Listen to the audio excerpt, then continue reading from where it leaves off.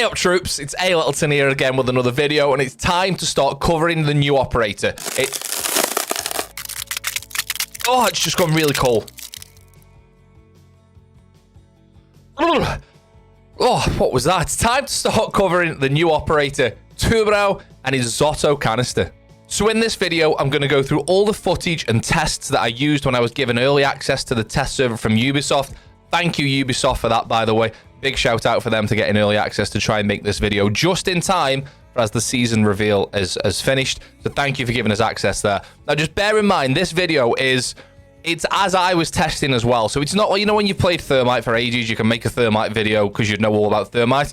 A lot of the stuff I'm doing in this video, I see for the first time. I'm recording it as I go. A lot of the interactions I'm doing for the first time as well. So it's not as polished as videos normally are because I'm learning as you're learning type thing. But hopefully this can give you a good idea and a good insight how to the new operator and the new gadget works. That's enough waffling. We've all heard enough. We just want to see what the new operator does and how it interacts. It's enough waffling. Let's get stuck into it. So just before we get into Tubarao then, or Tubarao, I'm sure I'm saying it wrong because this little wiggle above the A, I'm sure means something, and I don't know what that means, but I'm going to go with Tubarao.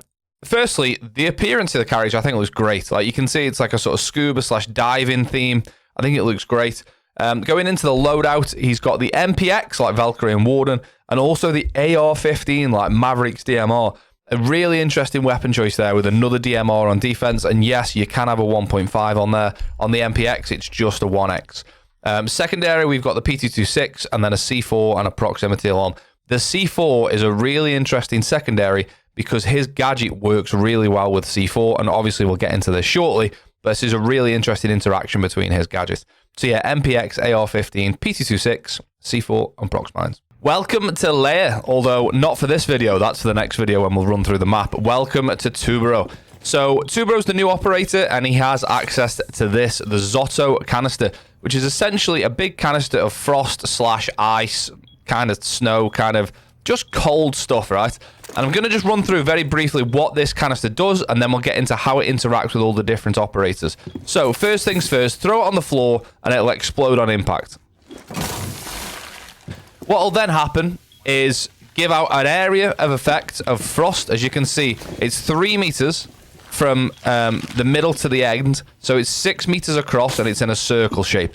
And what this does is slows people that go into the area of effect. And that includes friendly team members and Tubarao himself. You can see now I'm slowed down. And look at the footprints it leaves as well. It leaves the footprints where you are. And also, I'll show you this in a second. Those footprints can be seen below as well. Now, what this can be done is thrown at walls. So if you threw it here, the circle area of effect would affect the floor. So you can see it would affect anyone coming through this door. And the slow effect is really, really, really oppressive. It's really difficult to move around. It's much like being in a Malusi trap, or as it once you goo mined. You know, you move at that speed. The other thing that he can do, and we'll show more detail about this in a second, is let me just blow a hole in this wall. I haven't thrown that C4 very well at all. Let me try again. The other thing you can do is if this wall, let's actually reinforce this wall. And we'll get into the detail of this, of course. If Thermite's on the other side of this wall and Thermite puts a Thermite charge here, from this side of the wall, you can throw the canister at the wall. It freezes it, and as you can see, it freezes the other side of the wall as well. And what that'll do is delay the Thermite charge going off by 12 seconds. So remember, the canisters will last for 12 seconds, and it'll delay anything that's on the other side. So it's Hibana pellets, ace charges, Thermite charges, but I'll show you examples of all of them shortly. You can also stop electronic gadgets from working and stop mechanical gadgets from working whilst they're in the ice, whilst they're in the frost. And again, we'll get into that. But that there is a sort of brief example of what he does. And let's get into how those interactions work. So let's get things started then with seeing how the Zoto interacts with Thermite. On the other side of this wall, we've got a Thermite charge waiting. The Thermite charge is going to be put onto the wall and start going. And we're going to throw at this wall. Boom. So there you see it. Now that's going to freeze that Thermite charge for as long as the Zoto is active for. Once this disappears in a second, you'll see. You can see we're in the area of effect here, but once it disappears, the Thermite charge cracks on. As you can see, the Thermite charge then carries on as normal. Now, you can stack these, but it stops it for that period of time that you've just seen. So now we're going to see how you can stack these against Thermite. So Thermite's going to put one on the wall on the outside here. I'm going to throw a zoto at the wall, and just before the 12 seconds, away we go. You can see it's frozen the charge there. Now we need to start thinking about counting down 12 seconds. But just before those 12 seconds are up, I'm looking at the round timer. We could throw another one, and it would stack again. That would freeze it again for another 12 seconds. Bear in mind you get 4 of these. I know we've already used a couple. It's cold out. 12 seconds is nearly up. We could throw another one. See, that was just perfect timing there. Just as that went, we put another one on. And again, it will freeze it for another 12 seconds. So you can delay in total. You could delay a thermite charge for 48 seconds in total. So we're just going to show the POV from Thermite now. So we can see that we've got a young man waiting to throw a zoto outside there. Put the thermite charge on. Away it goes. It's frozen straight away. You can see the area of effect that the ice takes or the frost takes on the wall. And again, 12 seconds time, that's going to restart, I don't know what you call it, restart going off, do you want to say that? It's going to reactivate. And there we go again. There's another one. And remember, this can happen 4 times, up to 48 seconds throughout the round. And which is a long time, really, depending on how long it takes you to get the wall open. You can see the effect that it has, how much it slows you down. Like, I can't sprint here. The footprints will come onto later on. But I just can't sprint around here at all. It's such an oppressive effect. But it's cool how it not only slows you down, but also affects gadgets as well. You see now the area of effect's more to the right, so I can run around here, no problem. And as soon as we get into the effect, boom. And the wall's about to open in circa 3 seconds time, I reckon. Boom. Obviously, we'll get now into the difference between the different hard breaches, but it affects them pretty much the same, but we might as well demonstrate it. So we'll do the interaction with Ace now. Ace is going to throw a Salma at the wall. I'm going to be leaving the wall open so I can run outside and see the difference. Ace throws the Salma. We throw the zoto. Freezes the wall. We go outside. You can see the Salma is still there. Although when you're frozen, it stops the electronics as well, but that's something we'll get onto later. You see the sight's not there? And then once the freeze is finished, the Salma will carry on. Boom, boom. And of course, just like Thermite, if you wanted to, you could throw a second, and then a third, and then a fourth, and delay it for up to 48 seconds. All the hard breaches work the same, but we'll show you Hibana now as well. So, just for the sake of going through every operator, every hard breacher, let's show you what happens with Hibana. So the pallets go on the wall. We'll start the process. The zoto hits the wall. And as you can see, they get frozen, although the audio goes on for a little bit longer than I thought it would do there. The audio goes on a while. After 12 seconds, that canister will stop. And the X-Kairos will carry on. The X-Kairos audio seems to go on a little bit longer than everything else. And it sounds a bit more high-pitched. Away it goes again there. You can see that we destroyed one of the X-Kairos, so the rest of them still went off. I think there might be a slight bug there with the sound. The actual mechanics of it still worked as you'd expect, but I think there was a bit of a bug with the sound there. But it's early days. This is the test server, so... anyway, that's what happens with Hibana.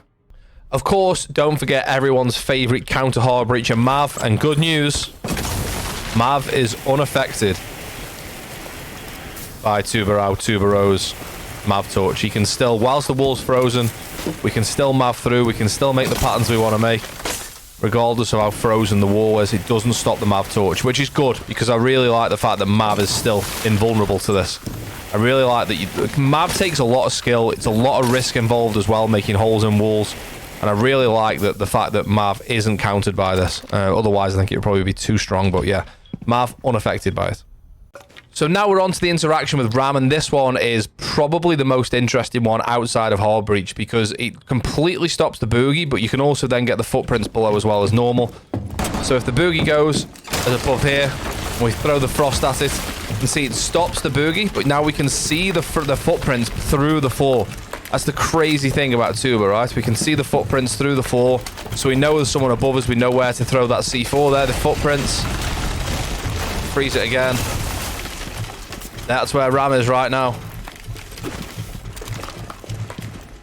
The C4's frozen. I've only just learned that myself.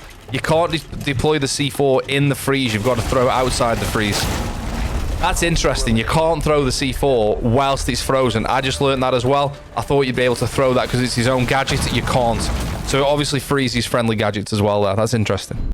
So now we're going to see how Lion interacts, and this is like a lot of other electronic gadgets. Once I'm in the freeze, I can't use the EE1D. You can see I'm pressing it, and it's saying EE1D is jammed. Obviously, you can see the footprints, but any electronic gadget that you try and use when you're in there won't work. So what we're going to do now is, let me just have a quick word. And what I was going to try and do, and we'll do it after this one, is I'm going to try and use the Lion scan, and then see if you can throw one at me as I'm doing it. I'm gonna throw the Lion. Sorry, I'm gonna start Lion scanning. Throw one at me whilst I'm in the process of it. So I'm gonna start Lion scanning, and then Tuba's gonna throw one at me and see if it stops it. Okay, so once you've started Lion scanning, it will carry on. Sorry for having to speak to the teammate there. Shout out Hard Baguette for being the guinea pig on the other side. But obviously, as you can see, you can't carry on. You can't start, sorry, not carry on. You can't start a Lion scan once you're in that freeze. So we're going to test the Gemini now. Once the Gemini's on, we go into the ice, and it completely stops the Gemini. Wow. I've never noticed how red Iana's eyes go, by the way, when she's in the Gemini replicator. That's insane. So, again, much like Lion, it completely stops electronic devices. I just don't feel that, let me just say... plant or so I just want to show, even though we say electronic devices, it doesn't stop planting. So we've talked about electronic devices, like it stopped the Lion scan, it stopped the Gemini scan. It doesn't stop people planting, but I mean, it's so oppressive. Look at that. It just slows people down so much. And obviously I can still defuse in the ice as well. So yeah, like you saw with Lion, like you saw with Iana, it does stop electronic devices. So now we've seen electronic gadgets like Lion and Iana, and we've seen one mechanical gadget with Ram. Let's look at another mechanical gadget with the Gridlock tracks and see how the ice affects those. So, like you'd imagine, the ice completely freezes the action from happening. It stops the Gridlock tracks from deploying. And like you probably imagine, once this is finished, once the ice is thawed, once the 12 seconds is over, the Gridlock's tracks carry on as normal. Really interesting interactions with loads of different operators. Such an interesting gadget. Thank you for destroying those. Appreciate that too, bro. So now we've got Nokk. What I'm going to do, we've got a cam up here on the ceiling. I'm going to throw the ice on the floor. Nokk's going to go into a gadget, and we're going to see if she disappears. So you can see she disappeared, went into the ice, and is now very visible. She goes back out the ice, disappears again. Again, absolutely stops an electronic gadget working. That's a really cool interaction, I feel. I mean, it's a cool interaction, and she'll disappear now because the ice is gone. Oh, you can't use cams in the ice. That's interesting. As a defender, you can't use cams in the ice.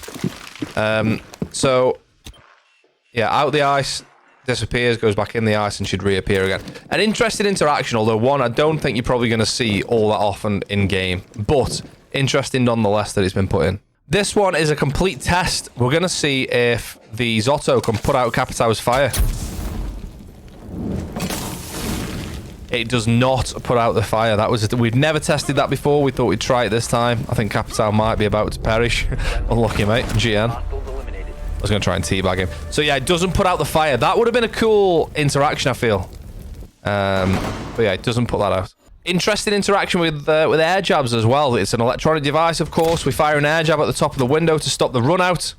Tubaro's on the inside. He's going to throw a canister.